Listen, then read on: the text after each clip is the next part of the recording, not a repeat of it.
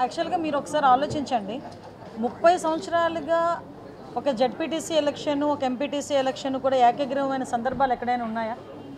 I think అక్కడ ఒక్కటే, అంటే అక్కడ ప్రజాస్వామ్యం లేక ఓటు వేయడానికి బయటికి రావడానికి భయపడి, కనీసం నామినేషన్ వేయడానికి కూడా భయపడే సందర్భం నుంచి ఈరోజు ప్రజాస్వామ్యాన్ని నిజంగా చెప్పాలంటే స్మెల్ చేశారు. ఈరోజు పులివెందుల ప్రజలు ప్రజాస్వామ్యం ఇలా ఉంటుందా అని దాన్ని ఈరోజు ఆస్వాదించడం జరిగింది. ఈరోజు మా గవర్నమెంట్ మంచి ప్రభుత్వము అని ఒకటి చెప్పడానికి స్టేట్ మొత్తం మా వెనకాతలు ఉంది అనే సంగతి ఒక ఎత్తు అయితే, పులివెందుల ప్రజలు కూడా ఈరోజు స్వాగతించారు అన్నదైతే చాలా క్లియర్ కట్ మనకి ఈరోజు కనిపిస్తూ ఉంది.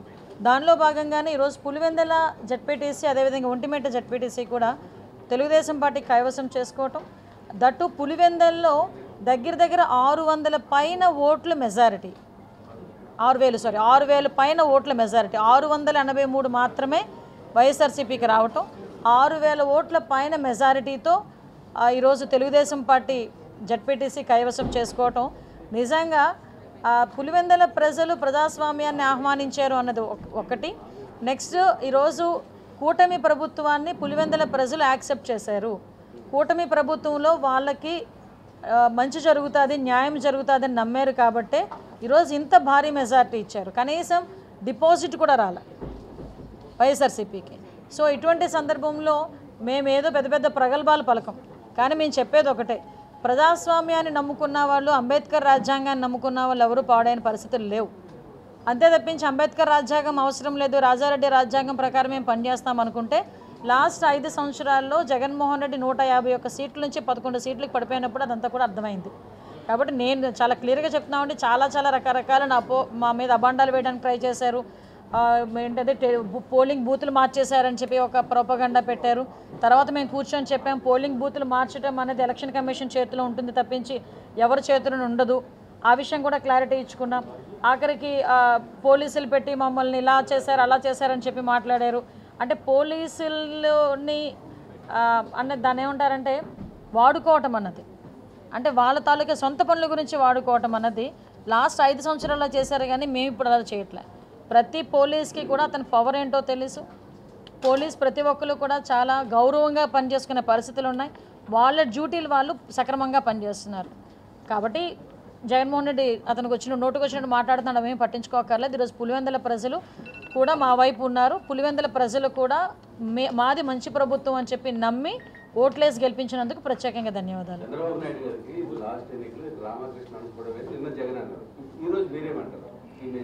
యాక్చువల్గా సంస్కారం ఉన్నవాడి గురించి మాట్లాడితే మంచిగా ఉంటుందండి. సంస్కారం లేని వాళ్ళు రాజకీయాల్లోకి వచ్చి ఇలాంటి పదాలు ఉపయోగిస్తూ ఉంటే కనీసం నెక్స్ట్ జనరేషన్స్ కూడా రాజకీయాల్లోకి రావాలి అనుకున్నా కూడా పెద్దవాళ్ళు ఎవరు ప్రోత్సహించే పరిస్థితులు కనిపించట్లే. నేను మొన్నటి వరకు పేర్ని నాని ఇదే పదాలు ఉపయోగించాడు ఒకనొక మీటింగ్లో. ఉపయోగిస్తే నేనేమనుకున్నానంటే జగన్మోహన్ రెడ్డి పిలిచి తిడతాడేమో, జగన్మోహన్ రెడ్డి ఇలాంటివి సహించడేమో, తిడతాడేమో, తప్పు అతను మామూలుగా అనేసాడేమో, తప్పు కదా అని అంటాడేమో అని అనుకున్నా. నాకు బుర్ర తక్కువై. కానీ పరిస్థితి ఇప్పుడు ఎలా ఉందంటే ఇతను కూడా అదే మాట మాట్లాడతాడు. అంటే ఇదంతా ఒక స్క్రిప్ట్, తాడేపల్లికి నుంచి ఒక స్క్రిప్ట్ వస్తుంది అనుకున్నాం, కానీ ఎవడో రాసిస్తాడేమో అనుకున్నాం. కానీ ఇప్పుడు స్క్రిప్ట్లు ఏమవుతున్నాయంటే జగన్మోహన్ రెడ్డి స్వయంగా రాసిస్తున్నాడా ఈరోజు? అంటే ఒక పేర్ని నాని లాంటి వ్యక్తి మాట్లాడితే ఇది తప్పు అని చెప్పాల్సింది పోయి, అతను ఎక్స్పీరియన్స్ ఉంటుంది, అంత ఉంటుంది. చంద్రబాబు నాయుడు గారు పొలిటికల్ ఎక్స్పీరియన్స్ ఎంత ఉందో అంత ఉంటుంది ఇతని వయసు చూస్తే.